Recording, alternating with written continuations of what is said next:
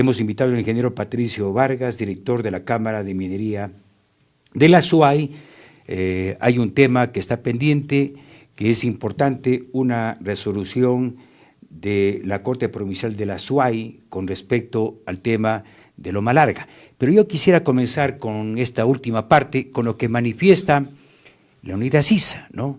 Él dice sobre el tema minero, la preocupación, dice, no nos cuentan qué van a hacer, hay un 8% del territorio ecuatoriano que está destinado a la minería, consecuentemente dice que no se está respetando la actitud o la resolución o el pensamiento de estos sectores, del sector indígena, de los sectores que deben ser motivo de protección por parte del Estado, y que no hay una respuesta con respecto a este tema. Ingeniero, bienvenido, muy buenos días.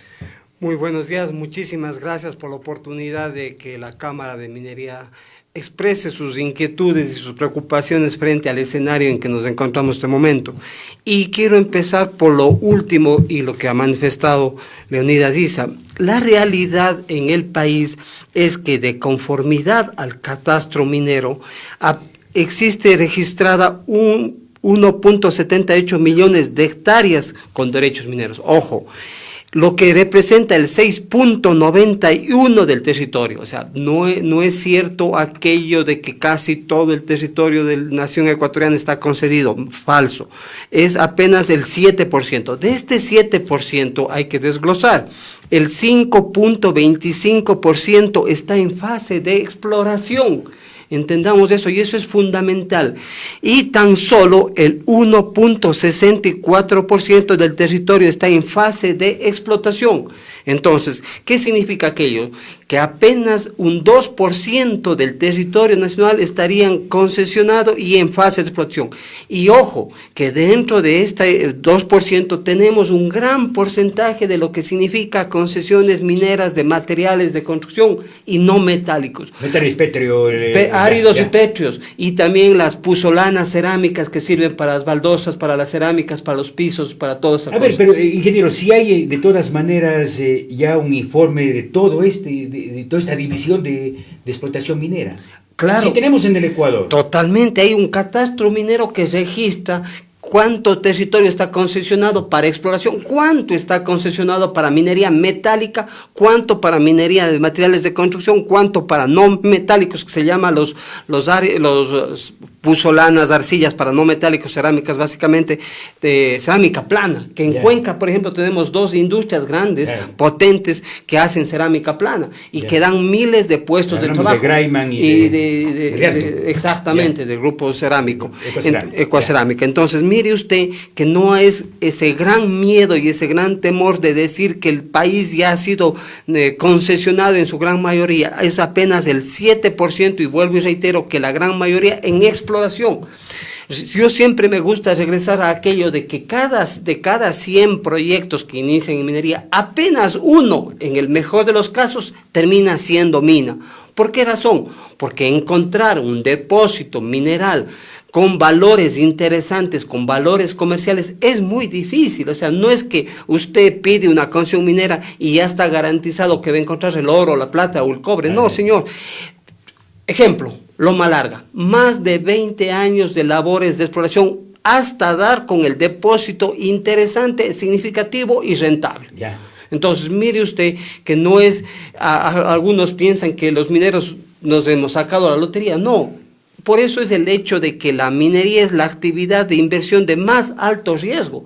Casi nadie quiere invertir en el país porque es una lotería. Usted no sabe si va a encontrar o no va a encontrar un valor interesante para convertir en mina. Ahora, ingeniero, de ese porcentaje que usted acaba de dar, ¿se incluye la explotación informal, que es un tema que preocupa muchísimo y que casi no se habla mucho? No, de eso no. O los actores políticos incluso no dicen nada, ¿no? Y es más, lo que los actores políticos, y a mí me preocupa que estas personas que dicen que cuidan el ambiente nunca hacen una denuncia en contra de aquellos que explotan ilegalmente. O sea, más bien al contrario, yo pienso, y me disculparán ellos, algunos de ellos le hacen el juego a la minería ilegal. ¿Y por qué razón? Y eso quedó evidenciado con Río Blanco. En Río Blanco, la empresa terminó abandonando el proyecto porque en 2 ocasiones le quemaron quemaron los campamentos, le quemaron la maquinaria, y al momento eso está bajo control de la minería ilegal. Tan es así que existe 2 plumas, una en San Pedro de Yumate y otra pluma en Mihuir. Usted o yo no podemos ingresar con facilidad allá. Eso tiene que tener autorización de los que están controlando esa zona. ¿Quiénes controlan? Los antimineros, los que están ahí ¿Usted cree que se ha explotando. metido el narcotráfico ahí? Porque también se habla mucho de eso, ¿no? Porque usted sabe, como dice al principio, se requiere mucha inversión y no es fácil sacar las cantidades, sino es con alguien que tenga una fuerte chequera, una fuerte cuenta. Totalmente de acuerdo, y además atrás de la actividad minera ilegal se encuentra el narcotráfico, el blanqueo, el lavado de la plata, vicios como son trabajo de extranjeros informales, hay hasta trabajo infantil. Todo eso hay atrás de la minería ilegal. Usted a una empresa seria, formal, qué sé yo, DPM en Cuenca, usted le puede exigir, le puede controlar, le puede revisar. A los informales no les puede revisar. Tan es así que la policía, por ejemplo, ya no puede ni siquiera llegar al Río Blanco. Usted me está diciendo que Río Blanco ya es tierra de nadie, tierra de la minería informal, y que la empresa que estaba hecho cargo de ese proceso de concesión para la explotación ya no está más. Ya no está ahí, abandonó por 2 ocasiones, le quemaron a campamentos, ya no había la seguridad, las garantías. El Estado en ningún momento mantiene el control de esa zona. Nosotros como Cámara de Minería hemos dicho lo siguiente: muy bien, la empresa salió, pero los recursos siguen siendo del Estado ecuatoriano. Por tanto, el Ministerio y la Agencia de Regulación deberían hacer presencia ahí para saber qué está pasando con ese depósito. Un depósito ya descubierto, con una boca mina, con un túnel que estaba llegando precisamente a las estructuras mineralizadas, o lo que comúnmente se llama vetas. Las vetas ya estaban expuestas, listas para ser procesadas, y resulta que esa zona no está bajo el control del Estado ecuatoriano, sino está bajo control de particulares que conocemos a ciencia cierta que están haciendo minería ilegal. Ahora, ¿qué va a pasar? Porque entiendo que había un contrato, ¿no? La empresa que se fue, ¿qué va a pasar? Entiendo que le demanda al Estado. Ya está la demanda. La demanda supera los 400 millones de dólares en un conflicto internacional. Y muy seguramente terminaremos pagando todos los ecuatorianos, toda vez que la empresa, hasta el momento que estuvo, cumplió con todos y cada uno de los requisitos. Tenía licencias ambientales, tenía contratos de explotación, tenía justificado sus inversiones, tenía justificado el depósito. La información se la entregó al ministerio indicando cuántas reservas había ya probadas, probables y posibles de encontrar ahí. Y sin embargo, el Estado dejó perder ese proyecto. Qué pena, es decir, este rato es un lugar que va a ser hasta un poco difícil ingresar, ¿no? Manejado por gente particular, es mini estado dentro del Estado ecuatoriano, un territorio manejado por particulares, y eso no está bien. Va a pasar igual con Loma Larga, si es que se pierde en este caso o la empresa abandona. Exactamente, y lo más grave es que primero, a ver, ¿cuáles son las consecuencias inmediatas que estamos teniendo en este momento? Lo que tenía proyectado la empresa a corto tiempo es la construcción de la mina. La construcción de la mina iba a demandar no menos de 1.200 puestos de trabajo directo, cuando menos por 1 año y medio, 2 años. 1.200 puestos de trabajo. Ahora que tanto necesitamos empleo, que tanto necesitamos trabajo para que nuestros jóvenes, para que nuestros coterráneos no tengan que estar yendo a la selva del Dayán, no tengan que estar migrando como espaldas mojadas y todo lo demás. 1.200 puestos. 1, 2.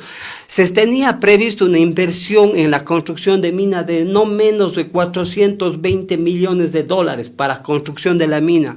Esto significaba que gran parte de ese dinero iba a dinamizar la economía de acá, de Cuenca, de la SUAY, porque se iba a demandar servicios profesionales, servicios de todo tipo, cemento, carpintería, ferretería, todo se hubiese dinamizado la economía. Ahora tenemos que esperar a que se cumpla lo que los jueces han mandado a hacer respecto a la sentencia que se dio últimamente. A ver, vamos a ese tema de la sentencia, porque, claro, sobre el tema de Loma Larga hay voces a favor, voces en contra, y la sentencia de la Corte Nacional de Justicia, o la Corte Provincial de la SUAY, establece situaciones que de alguna manera son confusas. ¿Cómo podría explicar eso, no? A ver, lo primero que hay que rescatar de la sentencia de la Corte: se mantienen intactos los derechos de la empresa concesionaria minera, no han sido tocados. Esto es que no ha habido vulneración en el derecho de la obtención de estos trámites. Muchas veces han querido decir de que estos derechos fueron fraudulentamente otorgados. Primera cosa. Segunda cosa sumamente importante que se desprende de esta sentencia es de que no ha existido afectación ambiental alguna al recurso agua, al recurso aire, al recurso suelo. Esto fue una de las preocupaciones por las cuales se implementó esta acción constitucional, diciendo de que ya había existido daños ambientales. A través de peritos técnicos, de estudios científicos, se ha llegado a determinar que no hay nada de aquello. ¿Qué significa esto? Que a lo largo de los 18 años o 20 años que han estado las diferentes empresas haciendo la exploración, no ha habido afectación ambiental alguna por parte de la empresa en esa zona que está bajo el control de ellos. Tercera cosa, ¿qué es lo que manda a hacer la resolución de la Corte? La Corte manda a hacer básicamente 4 cosas. Primero, que se haga un estudio ambiental de la zona recreacional Quimsacocha. Aquí vale hacer un breve análisis histórico. La empresa en ese tiempo, IAMGOLD, tenía un área grande concesionada para exploración. En virtud de los estudios que se hizo en esa ocasión, se determinó que la zona de las Quimsacochas era una zona delicada. La empresa tomó la decisión de ceder más de 3.200 hectáreas, renunció, cedió, devolvió al Estado ecuatoriano. A raíz de esa devolución se declara y se conforma la zona recreacional del Cajas. Es más, eso pasó a ser controlado por etapa. Incluso el Estado dio algún dinero para que compren las propiedades de esa zona. Ahí había alguna controversia si compraron o no compraron, pero eso debió haber hecho etapa, comprar esas propiedades. Por tanto, la empresa se retiró de la zona de Quimsacocha y concentró su proyecto más allá, a una distancia de 4.5 kilómetros de las lagunas. Por tanto, una cosa es acá la zona recreacional Quimsacocha y otra cosa es acá el proyecto Loma Larga. Tan es así que hasta se cambió de nombre. Inicialmente el proyecto, es verdad, nació como Quimsacocha y luego, en virtud de que se alejaron, se dejaron, renunciaron a Quimsacocha, se conformó como Loma Larga. No es que para distraer, no es para que cambiar o confundir a la gente. Bueno, no. Pero ¿cuál es su actitud frente a lo que dice el Cabildo Popular del Agua, ¿no? Aquí tengo un comunicado, dice: Dunde, no nos engañas, se ratifica vulneración de derechos con la sentencia emitida por la Corte de Justicia de la SUAY. Confirmó que Dunde y el gobierno de Guillermo Lasso negaban que el otorgamiento de las concesiones mineras que componen el proyecto Loma Larga, Quimsacocha, se vulneró el derecho a la consulta previa, libre e informada de las comunidades indígenas en la zona, ¿no? ¿Qué piensa usted al respecto? A ver, primero que Lasso no dio las concesiones mineras. Las concesiones mineras se dieron hace 18 años. Eso arrancó hace de tiempo. Antes de que Correa. Antes del Correa se dio. Claro, antes de Correa esas concesiones han pasado no menos de 4 empresas grandes por ahí. Pasó Cogema, pasó INB, pasó IAMGOLD, y lo que pasa es que nadie daba había los indicios, había los vestigios de que había un depósito interesante, pero al fin del día IAMGOLD o INB concretaron el depósito. Por eso es que se ha tomado tanto tiempo en realizar las labores de exploración. Luego, después que, si hubiese cierto ese comentario, le hubiesen declarado nulas las concesiones mineras, y no están declaradas nulas, está ratificado. Lo que hay que hacer es cumplir lo que ha mandado hacer la Corte en segunda instancia. Y la empresa públicamente ha dicho que sí, que está predispuesta a cumplir con el tema de las consultas. Cosas que inclusive ni siquiera mandan a que haga la empresa. Las cosas que se mandan a hacer, se lo mandan a hacer es al MATE y al Ministerio de Recursos Naturales No Renovables. Aquí dice también: pero la Corte fue más allá y reconoció que al mismo tiempo fue vulnerable el derecho a la consulta ambiental que tenemos la población no indígena frente a cualquier proyecto que ponga en riesgo nuestro derecho a un ambiente sano, de acuerdo al artículo 398. O sea, más de 600.000 cuencanos dependemos del páramo para subsistir, dice. Oiga, claro que dependemos del páramo, pero el páramo no está en riesgo por culpa de las empresas mineras ni de los mineros. El páramo está en culpa por los agricultores irresponsables, por los ganaderos irresponsables, hoy... ¿Quiénes controlan ellos? Exactamente, ¿y quiénes son ellos? Y eso es en todo. Así es, y afines a quiénes son estos agricultores y estos ganaderos, no son afines a la industria minera. Hoy mismo usted revise las noticias, ¿cuántas quemas existen? ¿Quién está quemando el cerro? ¿Quién está quemando el páramo? Los mineros no quemamos el páramo, no quemamos el cerro. Nosotros somos responsables de cuidar la zona en donde nos han otorgado las concesiones mineras. Por tanto, el cerro y el páramo y el agua no está siendo gravemente afectada por la actividad minera, sino por estas actividades irresponsables de agricultores, ganaderos, que queman. Hay inclusive a veces ya el turismo irresponsable también está afectando. Sí, es lo que está pasando en varias zonas. En varias zonas. Temas de... Exacto, o el poner restaurantes indiscriminadamente en zonas delicadas.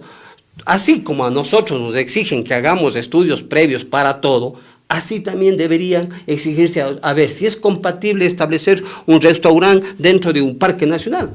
¿Ah? Entonces, vayamos diciendo lo que es verdad. No aprovechemos este tema minero como plataforma política para conseguir votos.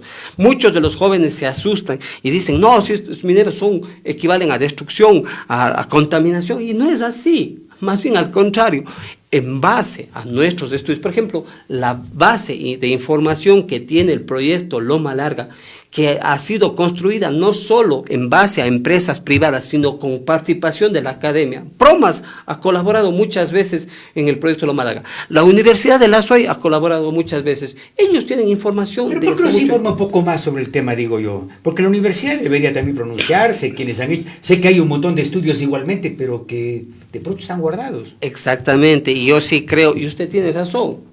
Eso no ha existido por parte de nosotros y hacemos mea culpa. No haber salido a defender conforme corresponde con toda la información que respalda nuestras afirmaciones. Porque nosotros no es que hablamos por hablar, hablamos en función de la información que tenemos recolectada de lo que se ha hecho ahí. Y existe universidades, y sí, yo emplazo a las universidades. Existe universidades aquí en Cuenca que forman ingenieros en minas. Ellos deben ser responsables. ¿A quiénes están formando? Oiga, ingeniero, ¿y por qué no lo invitan al Cabildo Popular por el Agua?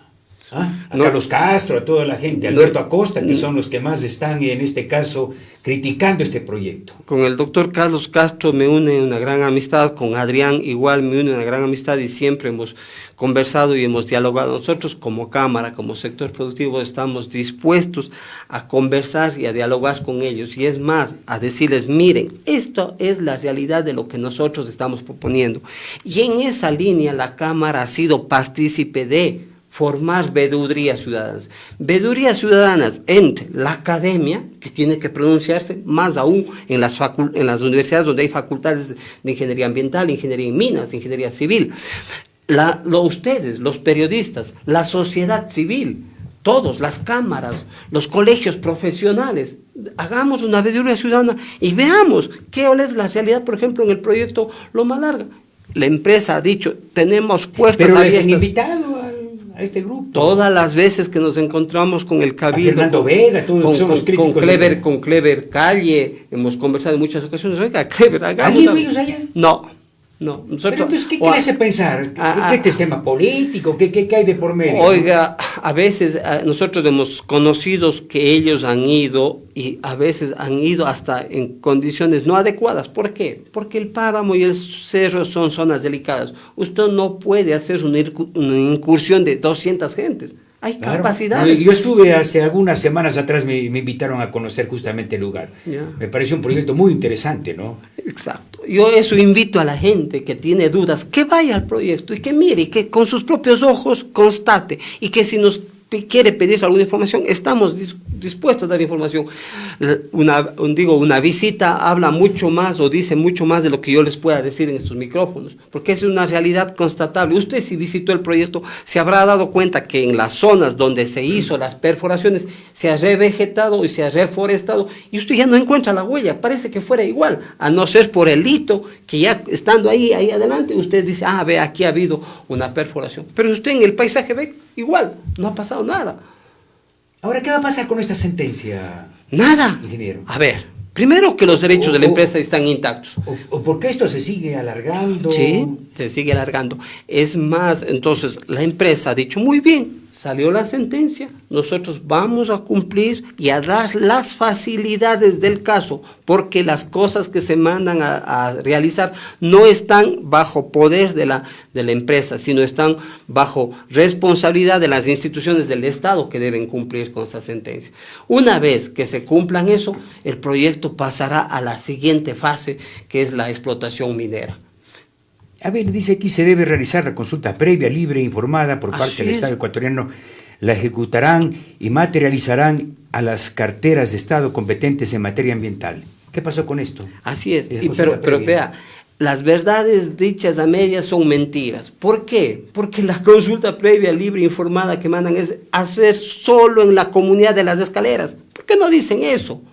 Solo en la comunidad de Las Escaleras. ¿Y por qué? Porque la Corte consideró que la autodeterminación de esa comunidad era como indígena. Nosotros sosteníamos la tesis contraria de que no cabía toda vez de que no había comunidades indígenas en la zona. Ellos mismos se autodeterminaron como mestizos en el censo.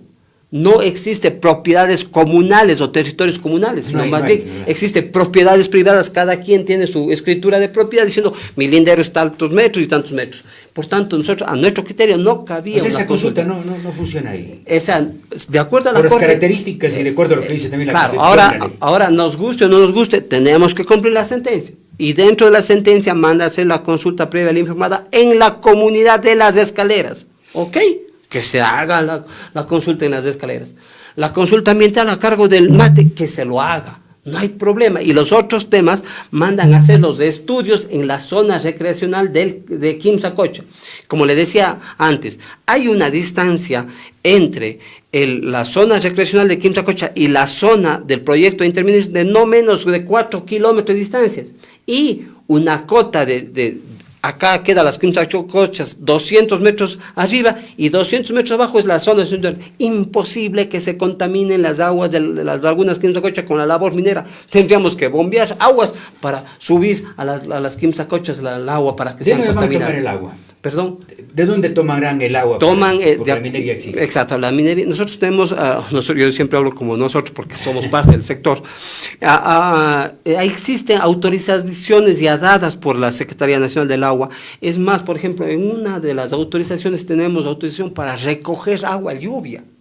Mire usted, eso es lo que se hace ahora. Se recoge agua lluvia, se pone en los estanques y hay una cosa que es súper importante. Eso se puede demostrar todo eso. Todo eso, y se puede demostrar. ¿Por qué? Porque nosotros tenemos el sistema de recirculación. O sea, captamos en una ocasión el agua, llenamos los tanques y con esa agua trabajamos. Vuelta y se recircula y se recircula y recircula. La reposición del agua nueva, agua fresca, es muy poca. ¿Por qué? Porque estamos recirculando y hay plantas de tratamiento de agua. O sea, lo que se evapora... ¿Todo está instalado ya? No. Están los diseños, está todo que es sujeto a que controlen, que revisen, que analicen y que nos digan cuál es el defecto. Seguir con la inversión. Exactamente. Nosotros, o sea, todo está debidamente planificado. O sea, al momento que se apruebe ya la explotación, usted tiene que haber presentado un cronograma de actividades capaz que diga, en el día 100 yo tengo que haber avanzado hasta este punto y haber realizado tales cosas. Ya. Ahí es cuando va a funcionar la veeduría ciudadana. Usted en los papeles me pintó una maravilla, me dijo que iban a hacer esto. A ver, revisemos. ¿Ha cumplido o no ha cumplido? Si no ha cumplido, párenle. Yo soy el primero en decir, si la empresa no cumple con lo que ha prometido y lo que consta en los estudios, donde se garantiza un adecuado manejo ambiental, párenle en el momento que no cumple. Aquí me ponen un mensaje, dice, este proyecto es uno de los mejores y más sustentados en el país, ¿cierto eso? Definitivamente, es la zona de páramo mejor estudiada de Latinoamérica y quizás de América. Ha existido convenios con más de 11 universidades, tesis doctorales, PhDs, se han formado ahí. Y eso está totalmente recopilado y demostrable. Ya. Ahora, es importante, oigan, ¿qué dicen las autoridades locales? Porque también es importante tener un criterio. Alguna vez el ingeniero Paul Carrasco estuvo por allí haciendo unas vivas, ¿no? A la minería, ¿no? Claro. Que dijo Pedro Palacios, después Yacu Pérez, Cecilia Méndez, y ahora tenemos nuevas autoridades. Yo digo, ahí hay políticos que a veces no se quieren comprometer y prefieren eludir. Otros políticos que en cambio aprovechan como bandera de lucha y se vuelven antimineros. Yeah. Pero ¿qué es lo que termina pasando? Pasa lo que es Río Blanco, pasa lo que Buenos Aires. donde existe una mina, muy posiblemente va a existir una minería. Es inevitable eso. Lo que tenemos es que va a ser inevitable en la medida de que no exista opciones para la gente. Si existe pobreza, si existe falta de empleo, ¿qué opciones le deja a usted? O sea, no todo el mundo puede migrar allá. Van a decir, oye, me toca hacer minería. Y empezamos a hacer el juego del gato y el ratón. Y en esos páramos, en esos cerros, usted no puede tener un ejército, una policía todos los 360 imposible del año. Entonces, ¿qué va a pasar? Y ahí es cuando perdemos por todos lados. ¿Perdemos por qué? Porque no se explota adecuadamente el depósito, sino se hace antitécnica, ambientalmente equivocado. Se presta que no cojamos regalías, beneficios ni nada por el estilo, que sí puede exigirle a las empresas responsables, les puede exigir el manejo ambiental. Perdemos porque a la larga, al fin del día, si es que la empresa ve que es imposible y que el Estado no le da las garantías, va a terminar demandando internacionalmente, porque son inversiones con tratado de protección de inversiones. Entonces, mire usted qué es lo que está de por medio. Hasta el momento, ¿cuánto habría invertido en este proyecto? Uy, las inversiones deben...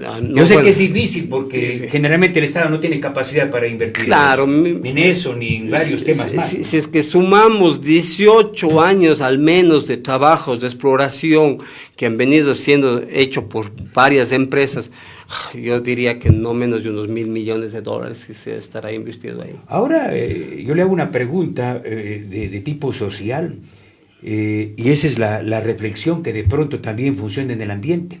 Ahí hay mucha gente pobre, ¿no?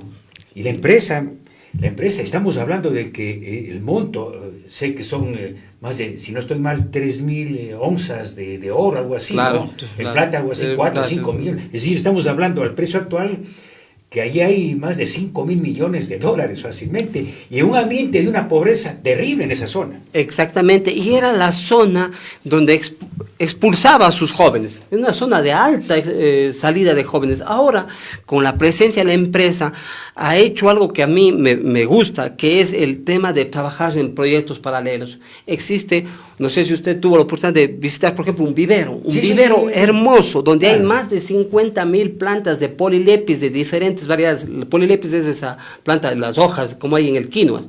Hay una variedad peruana y una variedad ecuatoriana. Entonces, tienen un estudio gigantesco, plantaciones de papas, mejora de la crianza de animales menores, como cuyes, truchas, conejos. El lugar es impresionante, a mí me llama mucho la atención. Exacto, ¿no? Mire usted, es una infraestructura de primer orden, no es que es así nomás, se ha hecho con categoría, con altura, como debe ser. No solamente para pintar, dirán no, muchos, exacto. ¿no? Que vean la maravilla que está esto. Exacto, ¿no? porque si usted camina y ve a ver que en todo lado está bien hecho, bien arreglado, bien hecho, o sea, no es que es solo para ir a mostrar aquí, pero ya no de un paso más allá, porque ya más allá ya está lo feo, no. Usted puede recorrer con libertad y ver cómo se ha venido trabajando ahí. Entonces, eso es algo que, por ejemplo, la empresa está empeñada en crear en la gente alternativas de trabajo, porque la minera durará, qué sé yo, 12, 15 años y seguirán, pero en ese tiempo ya se deben haber formado en mejorar la crianza de animales menores. Hay una empresa que se dedica a hacer estas cosas de las hierbas luisas, de las aguas y todas esas vainas. Hay una empresa que hace jabones, que hace todas esas cosas. Exacto. Hay una empresa que hace temas de costura, de alimentación, costura. O sea, en un momento dado pensamos que cuando ya el proyecto esté funcionando, los proveedores de ahí van a ser ellos, la gente del sector, quienes provean de vestuario, por decirle algo. La gente que tiene... Ahora, el otro tema que también se critica mucho, ya superando esto, es el tema económico. ¿Cuánto le queda al Estado? Yo le he escuchado a Alberto Acosta decir que es el peor negocio incluso para el Estado. Su hijo dice... lo contrario. Dice lo contrario. ¿Cuál es la realidad? ¿Cuánto y cómo se beneficia el Estado? Dos cosas ahí. Una, vamos a lo que dice la Constitución. La Constitución es clara, categórica y contundente. La empresa, el Estado no puede percibir menos de lo que perciba la empresa. Esto es, en lugar de popular, miti. Ya. Si es que las ganancias son 1.000, el Estado se queda con 500. Así de sencillo. ¿Cuánto le podría significar al Estado eso? Porque hablan, no, que por tan poco no se puede, en este caso, permitir que todos se lleven fuera del país. Es el negocio más rentable del Estado ecuatoriano, porque el Estado ecuatoriano no arriesga un solo centavo. Si bien es verdad, los recursos son del Estado, pero ellos no arriesgan, ellos solo cogen, como dice, libre de paja, las utilidades, o utilidades, o sea, va a la mitad, no menos de la mitad va a coger el Estado de lo que se gane ahí. ¿Y cuáles son los mecanismos de control? Tenemos el Ministerio de Finanzas, tenemos el SRI, que pueden auditar, a ver, señor, usted, ¿cuánto está llevándose de ganancias de lo que está explotando aunque aquí? No genera mucha confianza ahora, ¿no? Ahora, claro, pero ya no es problema de la empresa, es problema de estas autoridades, que tengamos unas autoridades claras, categóricas, a ver, auditémosle. Pero igual, se puede hacer auditorías externas. No, siempre hay una solución a un problema, cuando hay voluntad y disposición. Pero si la voluntad es no a la minería, no al extractivismo, oiga, ¿cómo creen que van a pasar a la fase, por ejemplo, los autos eléctricos? Para hacer un auto eléctrico se necesita 6 veces más minerales que lo que requieren actualmente. Por tanto, significa que vamos a necesitar más cobre. No habrá litio por ahí. Litio, claro que hay muchas cosas, hay litio, pero si no nos dejan ni explorar lo que está más a la mano, peor vamos a poder sacar el resto. Bueno, pero lo que pasa es que se piensa un poco en el nacionalismo, ¿no? De que la riqueza debería quedar para nosotros, ¿no? Sí, sí. No tenemos capacidad para invertir, pues ese es el problema. Ni en telefonía, ni nada, no tenemos capacidad. Además de que yo, con lo que le digo, con lo que dice el 408 de la Constitución, es el negocio más rentable, la mitad. Oiga, si yo pongo una tienda y me van a decir que la mitad de lo que gane se va a llevarse al Estado, oiga, yo no pongo. Acá, en cambio, los mineros ya estamos conscientes, sabemos. ¿Cuánto ya habría recibido el Estado de las otras empresas, de otras jurisdicciones en el país, aproximadamente?